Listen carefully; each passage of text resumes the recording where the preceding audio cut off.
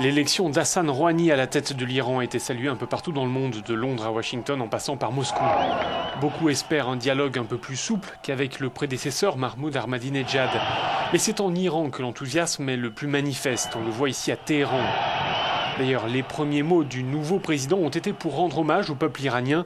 Hassan Rouhani s'exprimait dans un message lu à la télévision d'État.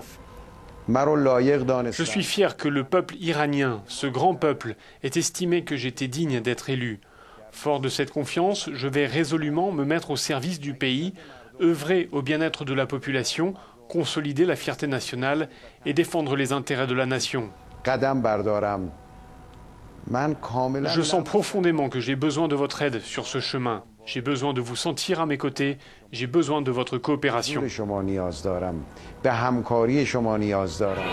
Hassan Rouhani s'est imposé avec un peu plus de 50% des suffrages dès le premier tour. Immédiatement après l'annonce des résultats officiels, des milliers d'Iraniens, notamment des jeunes, sont descendus dans les rues de la capitale. Pour eux, la victoire de Rouhani est porteuse d'espoir. Je suis très heureuse que Rouhani ait remporté cette élection, commente ainsi cette femme. Il a réussi à rassembler le vote des réformateurs. Maintenant, j'espère qu'il pourra tenir ses promesses, qu'il sera fidèle à son engagement en faveur de la modération et de l'espoir dans le pays.